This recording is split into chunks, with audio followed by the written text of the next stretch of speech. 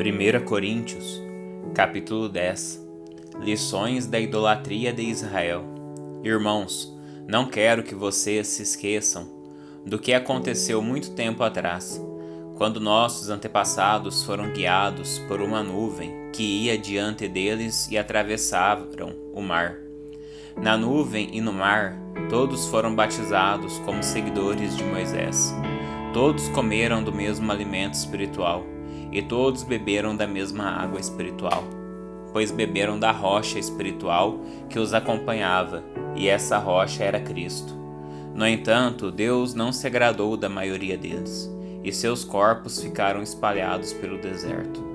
Tais coisas aconteceram como advertência para nós, a fim de que não cobicemos o que é mal, como eles cobiçaram, nem adoremos ídolos, como alguns deles adoraram.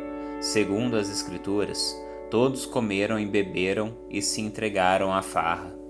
E não devemos praticar a imoralidade sexual, como alguns deles praticaram, e morreram 23.000 pessoas num só dia. Também não devemos pôr Cristo à prova, como alguns deles puseram, e foram mortos por serpentes. Não se queixem, como alguns deles se queixaram, e foram destruídos pelo anjo da morte. Essas coisas que aconteceram a eles nos servem como exemplo. Foram escritas como advertência para nós que vivemos no fim dos tempos. Portanto, se vocês pensam que estão de pé, cuidem para que não caiam. As tentações em sua vida não são diferentes daquelas que outros enfrentaram. Deus é fiel e Ele não permitirá tentações maiores do que vocês podem suportar. Quando forem tentados, Ele mostrará uma saída, para que consigam resistir. Portanto, meus amados, fujam do culto aos ídolos. Vocês são pessoas sensatas. Julguem por si mesmos se o que digo é verdade. Quando abençoamos o cálice e a mesa, não participamos do sangue de Cristo? E quando partimos o pão, não participamos do corpo de Cristo? E embora sejamos muitos, todos comemos do mesmo pão, mostrando que somos um só corpo. Pensem no povo de Israel. Acaso os que comiam dos sacrifícios não partilhavam do mesmo altar? Então o que estou tentando dizer? Que a comida oferecida a ídolos tem alguma importância ou que os ídolos são deuses de verdade? De maneira nenhuma. Estou dizendo que esses sacrifícios são oferecidos a demônios e não a Deus. E não quero que vocês tenham parte com demônios. Vocês não podem beber do cálice do Senhor e também do cálice de demônios. Não podem participar da mesa do Senhor e também da mesa de demônios. Acaso nos atreveremos a despertar o ciúme do Senhor? Somos mais fortes que Ele? Tudo é permitido, mas nem tudo convém. Tudo é permitido, mas nem tudo traz benefícios. Não se preocupem com o seu próprio bem, mas com o bem dos outros. Portanto, vocês podem comer qualquer carne que é vendida no mercado sem questionar nada por motivo de consciência, pois do Senhor é a terra e tudo que nela há. Se um descrente os convidar para uma refeição, aceitem o convite sem desejarem. Comam o que lhes oferecerem, sem questionar nada por motivo de consciência. Mas se alguém lhes disser, esta carne foi oferecida a um ídolo, não a comam por respeito à consciência da pessoa que os avisou. Talvez não seja uma questão de consciência para vocês, mas o é para outra pessoa. Afinal, por que minha liberdade deve ser limitada por aquilo que os outros pensam? Por que serei eu condenado se comer algo pelo qual dei graças a Deus? Portanto, quer vocês comam, quer bebam, quer façam qualquer outra coisa, façam para a glória de Deus. Não ofendam nem os judeus, nem os gentios, nem a igreja de Deus. Assim como também eu procuro agradar a todos em tudo que faço. Não faço apenas o que é melhor para mim, faço o que é melhor para os outros, a fim de que muitos sejam salvos. 1 Coríntios capítulo 11. Sejam meus imitadores, como eu sou imitador de Cristo. Eu os elogio porque vocês sempre têm se lembrado de mim e têm seguido os ensinamentos que lhes transmiti. Mas quero que saibam de uma coisa: o cabeça de todo homem é Cristo, o cabeça da mulher é o homem, e o cabeça de Cristo é Deus. O homem desonra sua cabeça se a cobre para orar ou profetizar, mas a mulher desonra sua cabeça se ora ou profetiza sem cobri-la, pois é como se estivesse raspado a cabeça. Se ela se recusa a cobrir a cabeça, deve também cortar todo o cabelo. Mas uma vez que é vergonhoso a mulher cortar o cabelo ou raspar a cabeça, deve cobri-la. O homem não deve cobrir a cabeça, pois ele foi criado à imagem de Deus e reflete a glória de Deus. A mulher, porém, reflete a glória do homem, pois o homem não veio da mulher, mas a mulher veio do homem.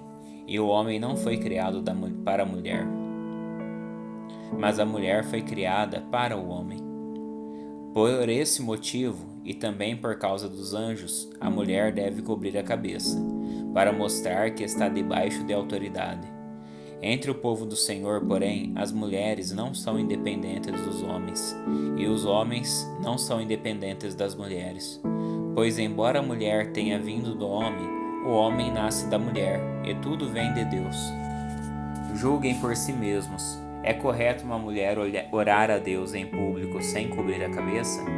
A natureza não deixa claro que é vergonhoso o homem ter cabelo comprido? E as mulheres não se orgulham de seu cabelo comprido? Pois ele lhes foi dado como manto.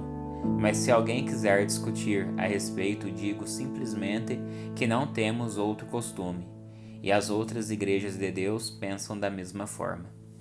Nas instruções a seguir, porém, não posso elogiá-los, pois quando vocês se reúnem, fazem mais mal que bem. Primeiro, ouço que há divisões quando vocês se reúnem, como igreja. Até certo ponto, eu creio. Suponho que seja necessário haver divisões entre vocês, para que se reconheçam os que são aprovados. Quando vocês se reúnem, não estão interessados de fato na ceia do Senhor. Alguns de vocês se apressam em comer a própria refeição. Como resultado, alguns passam fome, enquanto outros ficam embriagados. Será que vocês não têm casa onde comer e beber? Ou querem mesmo envergonhar a igreja de Deus e humilhar os pobres? Que devo dizer? Querem que eu os elogie? Certamente não os elogiarei por isso, pois eu lhes transmiti aquilo que recebi do Senhor.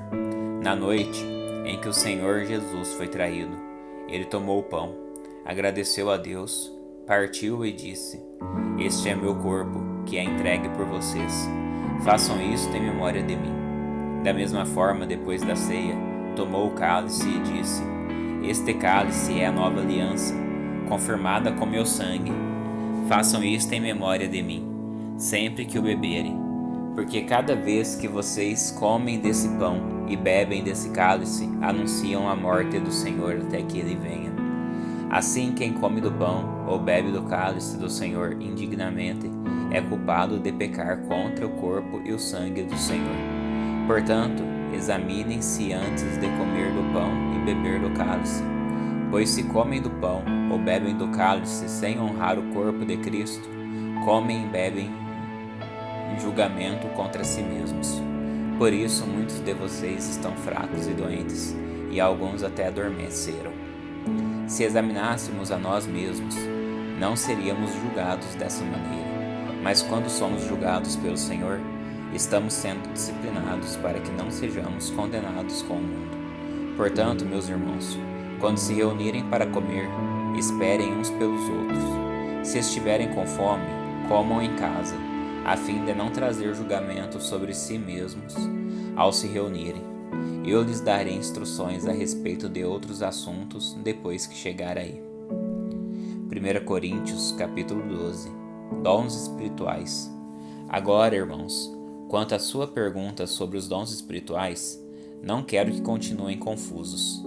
Vocês sabem que quando ainda não eram pagãos, foram conduzidos pelo caminho errado e levados a adorar ídolos mudos. Por isso, quero que compreendam que ninguém que fala pelo Espírito de Deus amaldiçoa Jesus, e ninguém pode dizer que Jesus é Senhor a não ser pelo Espírito Santo. Existem tipos diferentes de dons espirituais, mas o mesmo Espírito é a fonte de todos eles. Existem tipos diferentes de serviços, mas o Senhor a quem servimos é o mesmo. Deus trabalha de maneiras diferentes, mas é o mesmo Deus que opera em todos nós. A cada um de nós é concedida manifestação do Espírito para o benefício de todos.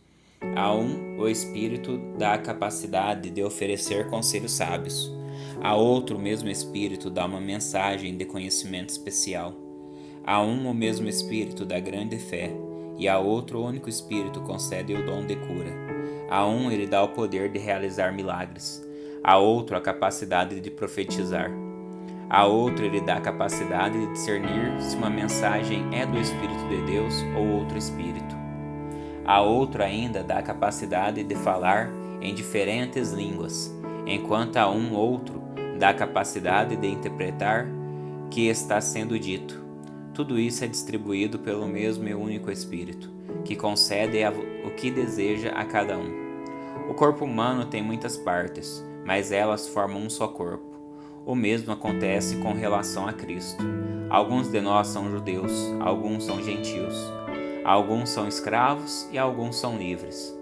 Mas todos nós fomos batizados em um só corpo pelo único Espírito.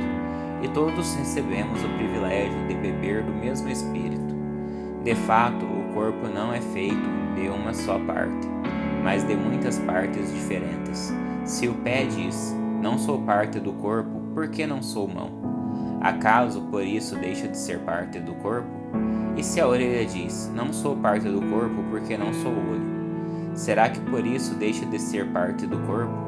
Se o corpo todo fosse olho, como vocês ouviriam? E se o corpo todo fosse orelha, como sentiriam o cheiro de algo? Mas nosso corpo tem muitas partes, e Deus coloca cada uma delas onde Ele quis. O corpo deixaria de ser corpo se tivesse apenas uma parte. Assim há muitas partes, mas um só corpo. O olho não pode dizer à mão, não preciso de você. E a cabeça não pode dizer aos pés, não preciso de vocês. Ao contrário, algumas partes do corpo que parecem mais fracas são as mais necessárias. E as partes que consideramos menos honrosas são as que tratamos com mais atenção. Assim protegemos cuidadosamente as partes que não devem ser vistas, enquanto as mais honrosas não precisam dessa atenção especial. Deus estruturou o corpo de maneira a conceder mais honra e cuidado às partes que recebem menos atenção. Isso faz que haja harmonia entre os membros, de modo que todos cuidem uns dos outros. Se uma parte sofre, todas as outras sofrem com ela, e se uma parte é honrada, todas as outras com ela se alegram. Juntos, todos vocês são o corpo de Cristo, e cada um é uma parte dele. Deus estabeleceu para a igreja, em primeiro lugar os apóstolos, em segundo os profetas, em terceiro os mestres, depois os que fazem milagres, os que têm o dom de cura, os que ajudam os outros, os que têm o dom de liderança e os que falam em diferentes línguas. Somos todos apóstolos? Somos todos profetas? Somos todos mestres? Todos nós temos o poder de fazer milagres? Todos temos o dom de cura? Todos temos capacidade de falar em diferentes línguas? Todos temos a capacidade de interpretar o que é dito? Portanto, deseja intensamente os dons mais úteis. Agora, porém, vou lhe mostrar um estilo de vida que supera os demais.